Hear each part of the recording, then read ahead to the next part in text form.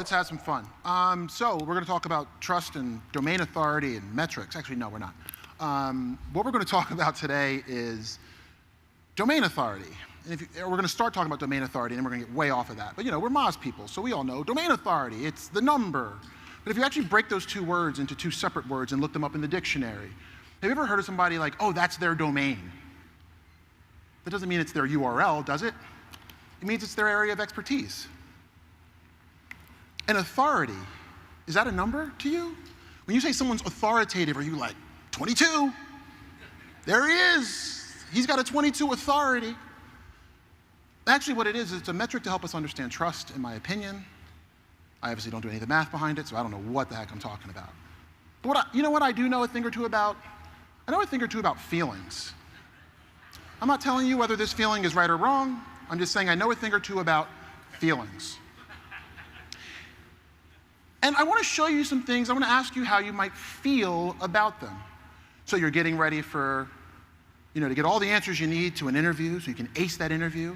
And your options are either, yeah, give me your email, or I don't want a second interview. Anybody here ever go out for a job and interview and go, I don't want a second interview? I didn't think so. Or my favorite, protect your friends with Keeper, they will thank you. Your options are either next or you have no freaking friends, you freaking loser. Those are your options. How does that feel?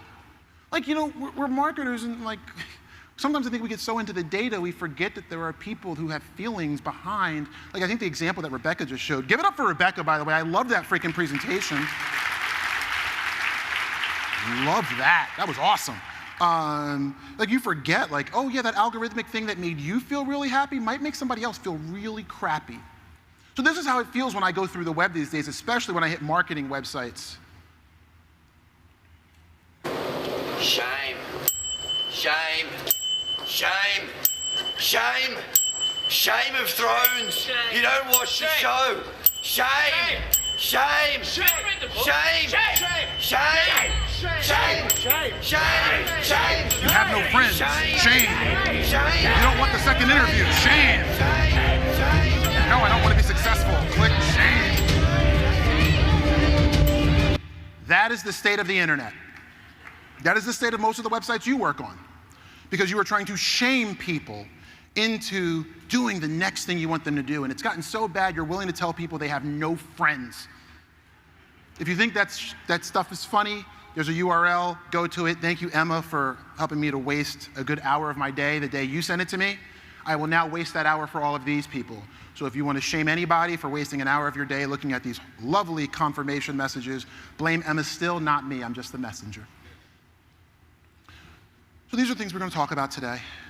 And I'm not going to ask you to close your eyes, but I'm going to ask you to imagine you got a new job today. You've been hired to work for a company that sells beauty products for African American women. By the way, what I'm going to show you taught me a thing or two about this, and I'm African American. My sister was actually a model, and she actually was the second runner-up in the Miss New Jersey teen pageant. So I know these things, or so I thought, and I didn't even have empathy for this. So think about the tactics you would do on day one to impress your boss. I want you to really think about what that thing would be. What's the first tools you'd open to show your boss, look at all the opportunity I'm going to help you to go get? And now let's watch this video together. We just have been conditioned to go to the corner and find our spot where we've been placed. There is a section called ethnic, and there is an aisle called beauty. To be honest, we've dealt with it our whole lives to the point of internalizing it. Do I feel like I'm beautiful? It's ethnic, not beautiful. When I go to the beauty aisle, I feel secluded and out of place. It's been frustrating. This is just the way it is. I'll let you watch the rest. Might you change the thing that you thought you were going to do day one, the first tool you were going to open to show your boss or your manager or your client that opportunity after seeing that video? I know I would. Oh, the people I'm marketing to feel secluded. They feel like, well, am I not beautiful because I'm in the ethnic aisle? Those are the baggage, that's the baggage that people bring with them when they click on your websites that you don't even know about.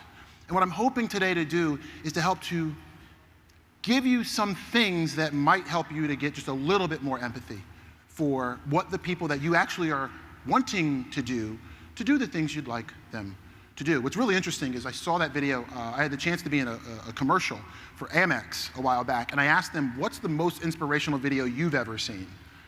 And that was the one that they showed me. Truly touching when you think about it. And those are the things that people bring to every click you get, every visit, every piece of traffic you get. So now that you've thought about how you might change it, I'm going to show you on a small scale something you can do to just get a little bit better in your marketing to help it better connect with people. So yes, you are seeing 307% increase in click-through rate without improving a ranking for one page where we tweaked a meta description. Well, how did we tweak that meta description? We went over to our friends on the PPC team, and we said, well, what kind of messaging are you using to get maximum click-through rates on your ads? We then copied that, tweaked it a bit, sent it to the client. We did this for a bunch of different things. There's a URL there. Jordan Frank is here. So whoever's running the SEER account today, tweet out Jordan Frank's study. Him and Alexis Wolfer did great work on this together. We worked on it, all three of us kind of together. But we increased the client's organic click-through rate for 30, I think, or 40 URLs. And all the client had to do was copy and paste meta descriptions that came from their PPC. We didn't increase their rankings one bit, but we did help to increase their projected revenue a ton. How can you do these things? These are some of the things that we're starting to do. We're looking at chat logs for our clients at scale. There's a lot of tools, word clouds and things of that nature. Sentiment analysis. They'll say, hey, here's what people are thinking. Here's what people are saying. Here's the problems they have. It doesn't mean you have to change your keyword strategy to go after all the keywords, but it helps you to understand the baggage that people are bringing. You can interview people, or my favorite is something that I'll be talking about at Search Love London. Sorry, it's going to be expensive for maybe some of you to go, but it's going to be worth it, I'm telling you. It's going to be awesome. But we actually started, me and a guy named Daryl Greer at our company, tweet him out so people know to follow him, because I like the way he thinks and the way that we think together. So Daryl and I were working on a pitch for a client, and what we did is we had people go through the search results and record their screens. And we had them talk out. So we were pitching a client in the moving space. And we said, you know what, I haven't moved in a while, have you? No. I said, well, what would happen if we took away all the keyword research tools to find out how to market to these people? What would we come up with? And he's like, well, maybe we would just talk to them. I'm like, damn Skippy, we will. So what we did is we found a bunch of people who recently moved, and we asked them, we had them go to a search result, and we had them click on a bunch of results, and we had them verbalize. What do you think when you see this? What do you like when you see it? What don't you like? What do you feel about the way this looks? Does it feel high quality or low quality? Did it really feel like it solved your problem, or did it feel like some spam? And people talked these things out. One of the things that we found is if you're doing a one-way move, and you miscalculate how much crap you got to put in your truck, and you have to go back and back again, you have just doubled or tripled the cost of your move. Keyword research was never going to teach me that. What's the problem people had when your U-Haul says 500 and X number square cubic feet? You don't know how much that is.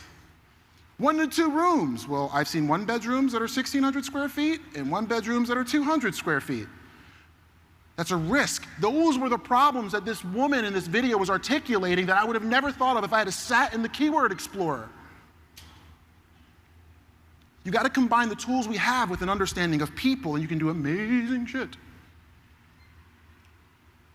There's no volume on these words, so you're never going to find it. But after you saw that video, it's everything. It's baggage. It's what people are bringing. It's how people feel. But for most of us, we're going to go, no volume, no time. I got to go after words that have at least this much volume, and you're missing out on opportunities to not necessarily target those people. I'm asking you to understand those people. So often we're putting the volume first, Google second, and the people last. And the hard part is that we don't do things rationally. I think I've shown this to you all before, but I'm going to show it until I die. Because until everybody can repeat this themselves without me having to show it again, I'm going to show it. University puts a group of people through an MRI. They look at the the medial orbital frontal cortex, which is an part of the brain that is responsible for decision making. And they give them wine piped into the MRI. And as they sip the wine, they go, the wine you're drinking right now is a $90 bottle of wine. They take them out, clink the bottles around, God bless you. And then they say, now you are drinking a $10 bottle of wine. The activity in the decision-making and pleasure parts of the brain is completely different. Look at second 14. Look at the delta at the 14th second between how you feel about the same wine when I tell you it's 90 bucks versus 10 bucks. That's how decisions are made. We have to understand that this is how the brain works.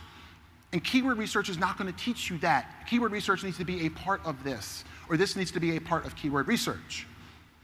I'm not going to go through this example because Ray, I found a much more expensive bag than I did yesterday, but you get it. I feel like marketer-first marketing needs to die a nice, horrible death. Marketer-first marketing leads to us going, what's the volume? Me and the other 20,000 other people who also want to rank for this one word in number one are all going to run for it. Run for it! The word's available! Let's all go get it! That's how it is when you show somebody a high-volume keyword. It's like crack. But like, that's not smart. You realize saying, well, if this word is searched for more than any other word, I should target it, is a strategy that every other person is also thinking of too. So now you're competing with everybody else. But when it's time to actually educate somebody, it's freaking crickets. When it's time to actually understand all the questions people ask before they hit that head keyword, we don't really want to answer that. Why? Well, the keyword, the search volume's too low. The best example of I'm going to shame all of you right now. The best example of marketer-first marketing is my friend and your friend, Mrs. Gated Content. Oh, you didn't like that one. You gated content having people. I'm going to tell you what that says to me, and you may not like it, but I really don't care. What I hear when you put up something in front of me getting your content is I hear, trust me, it's going to be awesome. Give up your email and hopefully your phone number so I can bother you when you're trying to spend time with your son. What I hear is, give me something before I give you something. That's what you're saying. You are saying, I'm not giving you shit until you give me something. Oh, but we went to MozCon, we're going to help people, and we learned all these psychological things. It doesn't matter if you ultimately want to keep freaking crapping on your customers. Oh, but once you become a customer, we're going to put you first. You know, no more pop-ups. You know what? Some things work. It doesn't mean they should be done. Why? Because we're marketers. You want to see some things that worked in marketing? But ask yourself, should they have been done? Let me show you an example. Why don't you give your toddler some Coca-Cola as early as humanly possible? Their first round of teeth are going to fall out anyway, so why don't we just start it a little earlier? Obesity? Nah. That worked. Should we have done it? Or my favorite, my dentist recommends Viceroy cigarettes. Marketers, this is the gated content pop-up of their generation. Did it work? Yes. Who in here loves kissing a smoker? Like right after the cigarette, it's awesome. It reminds me of like casino marketing, and I saw this and I had to share it with you because I'm targeted by these people because it's in my neighborhood right around the corner, and sometimes, you know, I stay out a little bit later than I should, and I decide that I should play some craps. So I go there, and I see Gertrude at the slot machine with her like Pall Mall where it's like all ash, and she's hooked into the freaking, you know, Wheel of Fortune machine, and it's saying every time she pulls, and they're tracking every time how long she hesitates so she can get a buffet. And this is the reality of what the casino kind of looks like. Like Vegas is a little bit better than this, but if you're anywhere other than Vegas in a casino, it kind of looks like this, be honest, it's all right. And then I looked at casino marketing for this casino near me, and I went, oh yeah, like drink some wine, hear a great jazz band tonight, and maybe if you win at the tables, you'll have a threesome? Like, threesomes, cool. But the problem with threesomes at this hotel or this casino is that Gertrude's there. And Gertrude, the only thing Gertrude's pulling on is that slot machine. I don't give women buffets afterwards. I'm like, girl, you gotta get out. Just playing, I'm married. Y'all know I don't do that mess. Threesome. God, what horrible marketing. These things don't lead to anything that I really want to talk to you about, though. I want to start to show you examples of things that build brand and trust. And I want you to go find these things everywhere they are. The inspiration doesn't have to be big. I'm going to show you examples of these. None of these things are big. They're small. They're easy to do. You just have to have the will to decide to do them. So I have a laptop addiction. I have 4 laptops here. There's a Surface, Dell XPS 13, a Chromebook, and a MacBook. I've sold 2 of them now. I'm getting over my addiction. If you go to this URL, though, you see a bunch of people just helping people get laptops. Look at this. 8 minutes ago, 35 minutes ago, an hour ago, an hour ago, an hour ago, an hour ago. Reddit thread. Suggest a laptop on Reddit. Probably the best place on the whole internet to have people help you find the right laptop for your situation. The saddest part about this thread and all these people helping people is the marketers came in. You, the marketers, and me too. We came in, and instead of spending their time helping people to find the right laptop, they had to work on building an affiliate link policy. We're going to have to stop doing the thing that we built this group to do because the marketers ran in and started affiliate linking. I would never be the CMO of Best Buy. I curse too much. They probably don't want what I have to offer. It's fine. But if I was their CMO, I would give everybody an hour off. You know, the people in the blue shirts go, you got an hour off. And with that hour off, you're going to go into this Reddit thread, and the only rule you have is don't link to bestbuy.com when you do it. I want to build the company and the brand that is known for helping people wherever they are figure out what the right laptops are. And my belief is that on that, people will start going to Best Buy because they feel better about us. The problem is nobody stays in their freaking job more than 2 years to see this actually go through to fruition. The goal here is how can we add value somehow? Value. Great thread. Another great thread. Started in November 2009, a pilot in a poker forum said, I'm bored, probably ran out of money. I am going to answer any questions that you have. I'll just sit here and answer questions. November 2009, when I had to put my slides in and give them to Erica, you can see that just 4 days ago, or at the time it was 4 days ago, within an hour, so look at the time that the question was asked, I think it's like 8 something, he answered the same day at 9:30. An hour. Look how many answers there's been, 7,403. Who are you picking to write your content? Airline people? This guy. Go find this guy. He has responded in an hour, 7 years later, to a thread with 7,400 responses that he started. That's probably better than any of the content you've ever built. And he's doing it for free. Pay him. Man, I love content like that. What are these folks doing right now? There's a lot more that could be done. That's all I'm saying, to help people feel more comfortable. And deep down, when you start understanding what makes people love brands and fall in love with brands, one of the things is when they make our problems their problem. Layovers, we hate them. But the airlines are kind of like, it's our job to get you there safe, but you already bought a ticket. They're basically like, well, if you wanted a direct flight, then you should have paid more money. Why don't you get a better job? But one airline decided to do something slightly different. And I want to share that with you right now. 6 hours is a long time, especially if you're stuck at the airport. That's why we found a way to make time fly. We call it Layover with a Local. It's connecting the thousands passing through the airport with the hundreds of thousands living in Amsterdam. So you can turn your transfer into a trip. Simply open the app and we'll set you up with a local. Grab a free ride into the city and see a side of Amsterdam most travelers miss. Because locals know all the right places, they know where the best Dutch sushi is. Show you all the hotspots of Amsterdam. Or even teach you what a kopstoot is. You get it. Wouldn't that be awesome?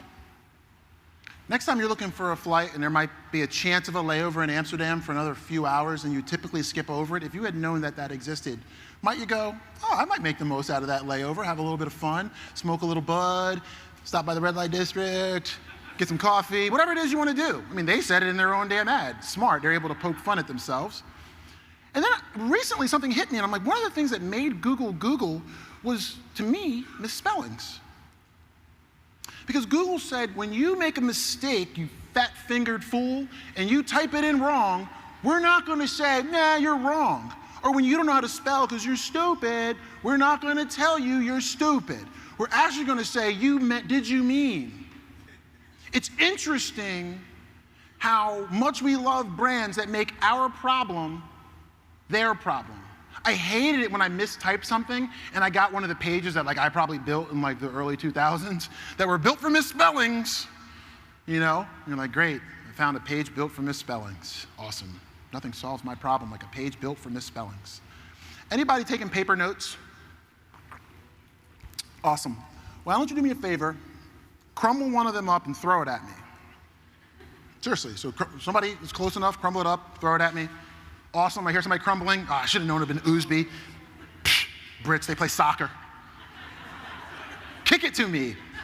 Reach. There we go. All right, so this piece of paper, did you write douchebag on this, Zeph? So this piece of paper used to not be crumbled. And if you take a crumbled piece of paper, no matter how hard you try to flatten it out, it still kind of looks a little effed up, right? To me, that's trust.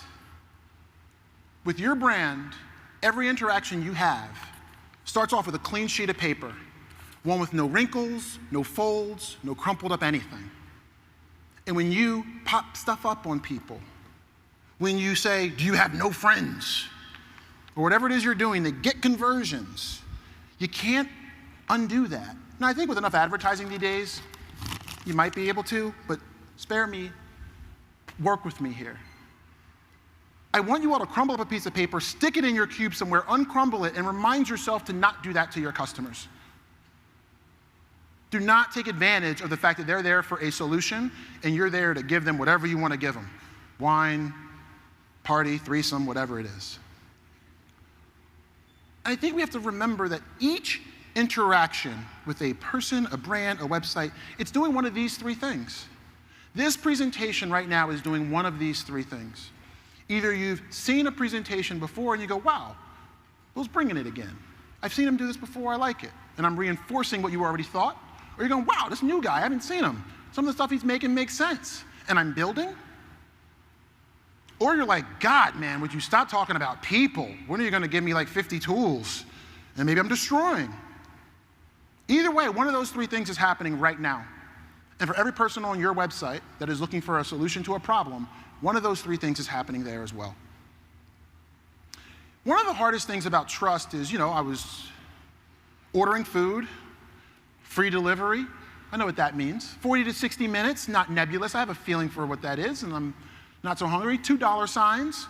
Okay, I don't know if your scale is 3, 4, or 5, or 6, but okay, I got a feeling. So I put all that stuff in my cart.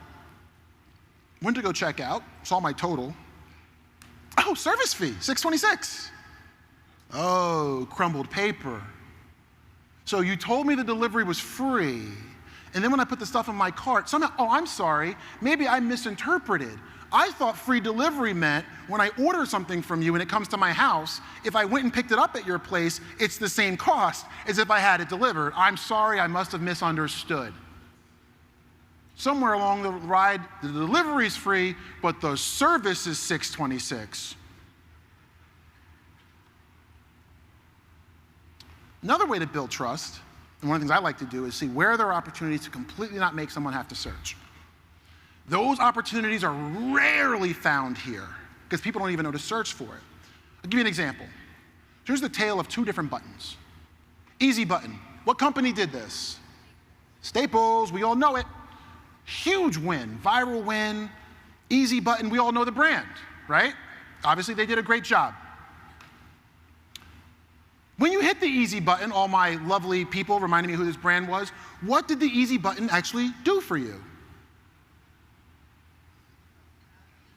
Oh, so we know the brand, but we've now associated the brand with building something that says it makes nothing easy for me.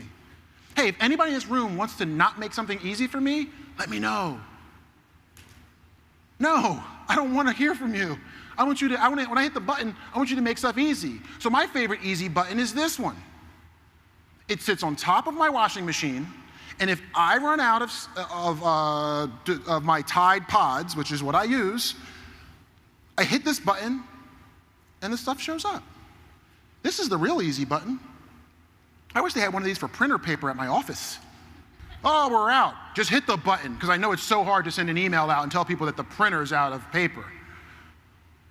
That's the easy button. But one thing I want to remind you is the button is only as good as the promise. And the promise is only as good as how much I trust you. Because when you make a promise, you build hope. When you tell me you're going to do something, you are building hope.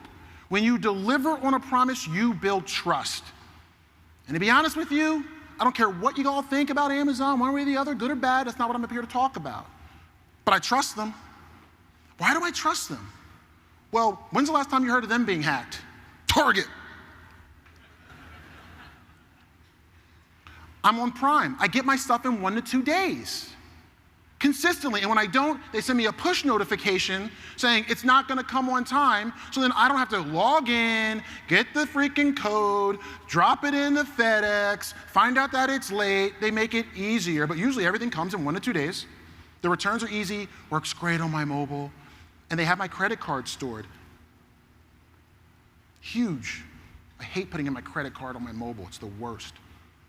And I wonder if maybe Stat and SimilarWeb and a bunch of other folks can get together. Yeah, I was looking for onesies, whoever was laughing. I'm a dad now.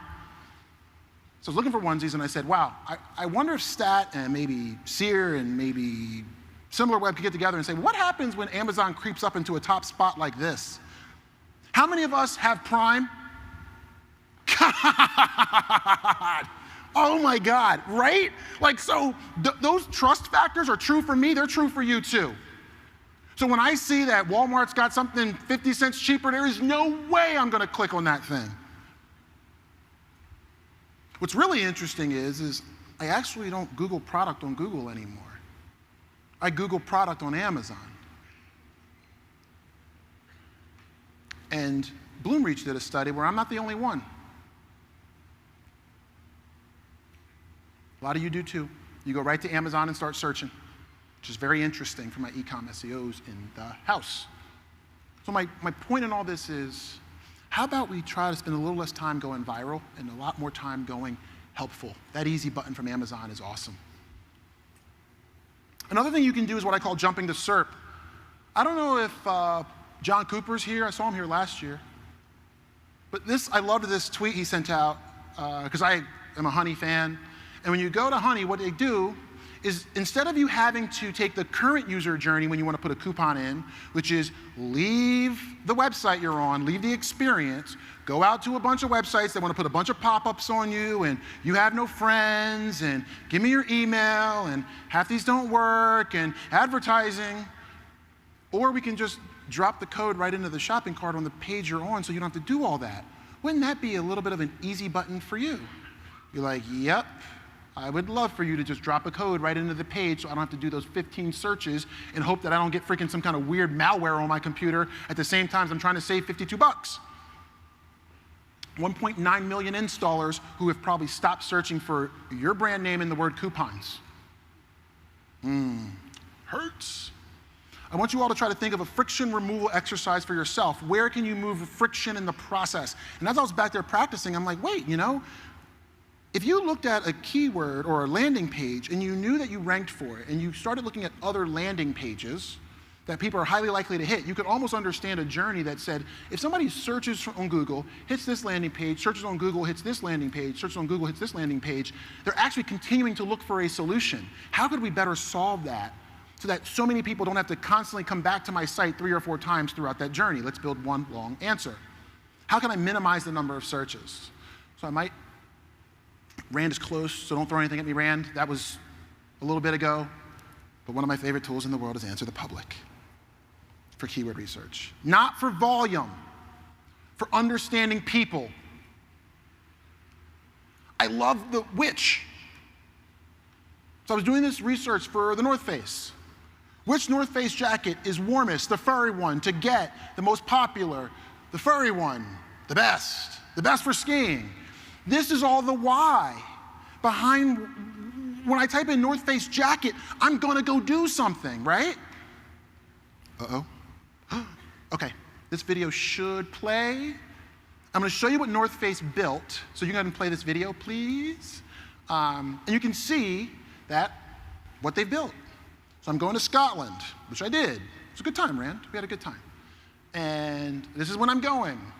And it's asking me, well, what are you looking for? Notice they're walking me through a series of answers or questions that'll lead me to what I want. They're able to look at what the winds are going to be like at that time traditionally, what the weather's like, and they gave me 4 options.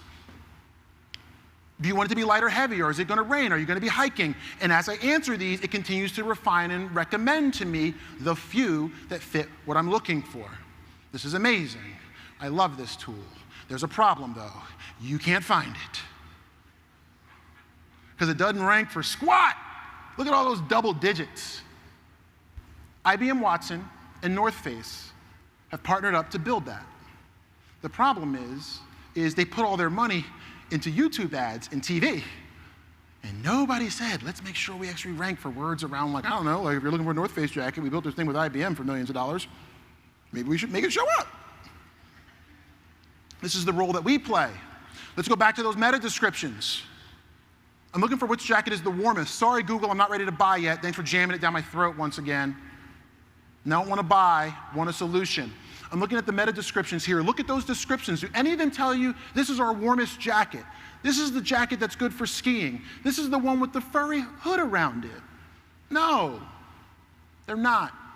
So when your ranking report says you rank number 1, 2, 3, and 4, it's not telling you whether you're solving that person's problem. The top answer is actually a Yahoo answer from 2009, which has to be freaking wrong. So, maybe if there was a little meta description tweaking, we might get more click-throughs on this, maybe. Not totally solving the user's problem. Let me show you an example of somebody who's done it great, so you all can, after this, go reverse engineer how they're doing it. Callaway, golf clubs, here we go. What is your gender in hand? Walking me through the process.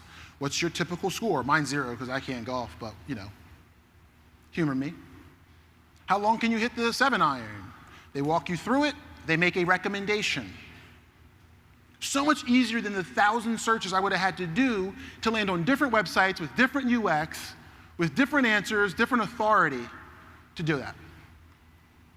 And it ranks like hotcakes. Look at all them single digits. Woohoo! Ranks like hotcakes. If you're looking at the volume, wrong place to look right now. We'll get to that in a second. So let's reverse engineer tools like that. I think that's one of the roles that search professionals can play is, let's make sure you don't spend a lot of money on something and nobody can find it.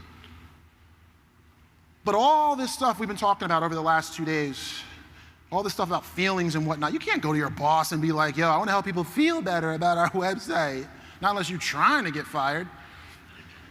So if I don't empower you with ways to pitch this to your bosses, your clients, whoever it may be, to help you turn caring about people into money, I'm doing you a disservice.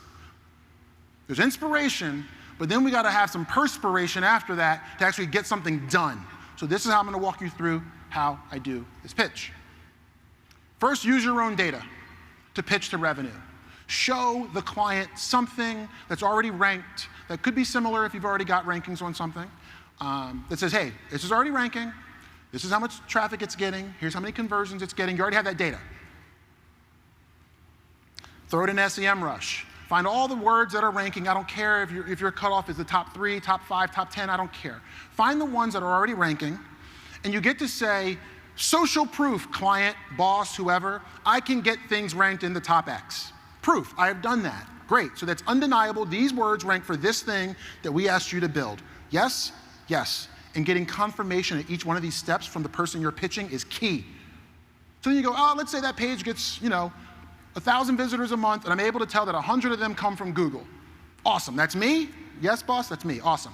And you gotta go, well, you're not really valuing the visit very much because the visit's gotta be worth more than 0, because we don't convert every one of our paid search clicks, and you're okay with people clicking on your paid search ads at a certain amount and not converting. So there has to be a value that's greater than 0 for every visit that I get.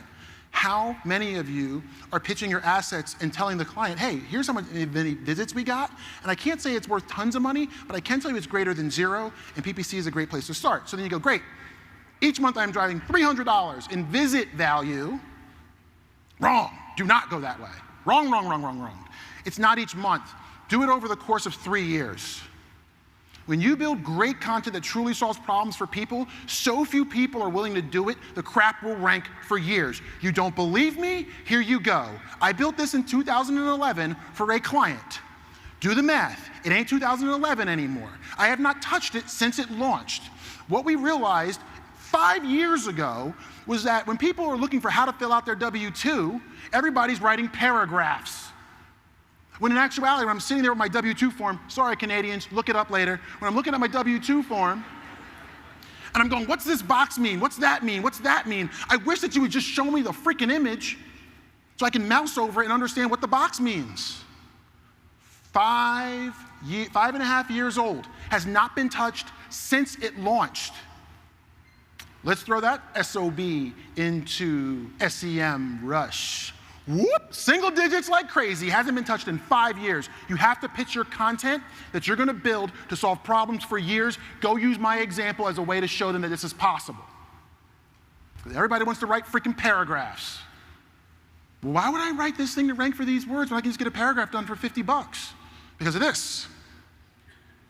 So now you've got, hey, things rank. Hey, there's volume. And the cool part is we're in the off season. We're not doing our taxes right now. We actually built it here, have not touched it since then, and 5 years later, it's actually grown in search volume. It's an appreciating asset. Every year, this client gets this like, whoa, look at the gifts that just showed up. Woo, gifts. Thanks, Sear. They don't even know who built it. So many people have left. Whoever built this thing, thanks for the traffic bump.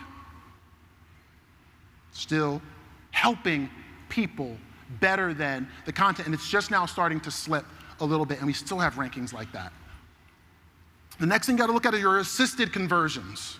How many times is your content driving conversions or assisting conversions down the funnel? If you're gonna pitch somebody on big content and you're not doing visit value, conversion value, and assisted conversion value, you are underselling your value. And then you get to do the slam dunk. Daryl Dawkins, Chocolate Thunder, baby. Sixers, woohoo! Now you add all this up, and all you're doing to your boss right now is saying, I have done this before and I understand the value of what I have done, right? Don't run off and do your big pitch. The first thing you want to do is this. I always do this with clients when I ask them to try something big. Let's say I'm off by 50%. Let's say I'm wrong. Let's say I'm way wrong. So much of this Google stuff moves around. Is that amount compelling or is it kind of yawn-worthy? There's nothing wrong with showing your client a $43,000 opportunity. You just have to remember that they may not want to be overly involved in getting it. They're not going to turn down you finding a $40,000 opportunity. You just have to then put on your hat to be like, I have to figure out a way to get this done with minimal involvement from them. I've had clients be like, oh, that $1 million opportunity you found? Do you know the other opportunity I'm working on? No, it's a $15 million opportunity. And I go, oh, I get it. So I need to solve this problem within my team by myself and not ask you every week to help me with it. They're like, yeah, but I'll take the $1 million in my revenue for sure. The fun part is in the second part of the pitch, because now you've proven it all out. So now what you want to do is find all the other words that don't rank in the positions that the positions you have gotten before are in. So hey, here's a bunch of words where we're not ranking so well on. Golf clubs for beginners, buy golf clubs, best golf clubs for beginner. We're ranking for them, but low enough to not have the same effect as when we're in the top 5. Let's just say that's what your target is. And then you get to make a belief, a hypothesis. You approve the math with the client. You go, so all that math we said on how many leads we need to get a conversion, to get a this, to get a that, that's cool. They go, yep, it's cool. You go, awesome. First step, multiply that visit value by 3 years. Then you go to the assist. How many assisted conversions am I going to get? Based off of my own data, Iverson, based off of my own data. So when somebody goes, well, why do you believe that? I'm looking at our own data to make up my assumptions, and then you do the slam dunk, baby. Now you add all that up, and you're going to be like, yeah, baby. Yeah, I got you. You're giving me all my budget. I'm going to do all this stuff, and I don't want you to do this yet. I want you to do this. Smart consultants do this. What if I'm off by half? What if Google changed some weird crap on me? What if our website goes down for 16 months? Is that still a compelling number? Yes or no? What assumptions have I made? What's right or wrong? Check your assumptions, and then for the next 3 years, you just get to go through the office being like, you got money, you got money, you got money, hey, you got money, you got money. I have a former client who I haven't touched an asset for them in 5 years, and I get to go into their office if I ever get invited back, because I think they threw me out last time, and I'm like, you still got money. You might not like me, but you got money, you got money, you got money, you got leads. How'd you hit that goal? My old shit that you don't like anymore, right? Money, conversions, dollar signs. We need more dollar signs in this inspiration. If you really want to rub it in the salt into someone's wound, you show them a #1 site that's SEO'd with a lot of content that nobody really wants. Show them how if you build a guide that walks people through the process, you think you can not only build all the brand and the trust and all that great stuff, but God knows I don't want to read 5,200 words about how to select a golf club, but it does rank. I missed part of the presentation yesterday, I'm really sorry, but I saw a slide that Zeph sent out, and it was like the 70%, 20%, 10%. The way you get your experimental budget is you kill this, and then you go to your boss and you go, hey, well wait, I also have to protect you from the future. Google changes a ton. So I now want to be able to react to changes in the marketplace that we can't control. Like when the word photo editor, which you've ranked for years, starts to drop, or when people search for it on their mobile, it actually shows an app pack that we don't have an app for. So, maybe I need to help protect against that. Or rich snippets are showing up. Thanks, Booch. Can I call you Booch? Well, you're getting called Booch today. Something else I want you all to do. See that pixeler showing up there? That's a screenshot from my mobile. I searched for photo editor. Google gave me a brand. Do me a favor, all of you people, since the Wi-Fi is working so well. Shout out, Moz. Wi-Fi on point this time. Awesome job, awesome job. So, since you're all on Wi-Fi, search for small business CRM. Search for it, like do it. Search for small business CRM, hit enter. Once you're done, go back into your search bar, clear it out, and hit the letter Z. Oh, I can see you, Lauren, Lindsay, and Emma. Hello. Did anybody see Zoho CRM show up? How many of you? Raise your hands, we got to see this. All right, look around. Look around, keep your hands up. That's a lot of people who were recommended a brand. The most popular Z word on the internet is Zillow. And you've got Zulily, and you've got Zika. They are definitely more popular right now than Zoho CRM. These are the kind of things that disrupt, and you have to make sure that you set aside 10% of that budget to experiment with the disruptions so you're not a victim of them, but you can be an active participant in them. I'm going to skip through some slides. So because there's so many other factors at play, when I want to check whether or not something in the brand is affecting my results, if I'm starting to see somebody show up, but they're not getting more links, they're not getting more this, they're not getting more that, a couple places you can go. Trends is one. So they're recommending Pixlr. I searched for a couple of other high-ranking websites and said, well, they're getting more volume on trends. It might be one thing. This is just checks and balances, ways to maybe understand what's at play. You can look at moat.com. Moat tells you where they're running banner ads. We saw USAA running banner ads. Anybody here work for USAA? I saw what you did. It was good stuff. You guys ran banner ads on going to your auto loan calculator and completely knocked my client out of the spot they were in, and they weren't very happy about it. And because they didn't choose to do any offline marketing to it, you still own it. Good job. They're on page 2. And I can't get them to do commercials, so you're going to stay there for a while. Or maybe they're running TV. I spot TV, drop your competitor in. These are some of the factors that build trust and engagement in ways that if you're only sitting there building content and doing SEO, you may not necessarily take advantage of. So TSA, whew, boring industry, right? But even in the TSA, by the way, you can put an underscore under, in the middle of a Google suggest, and it'll give you this instead of the traditional way, just in case you didn't know that.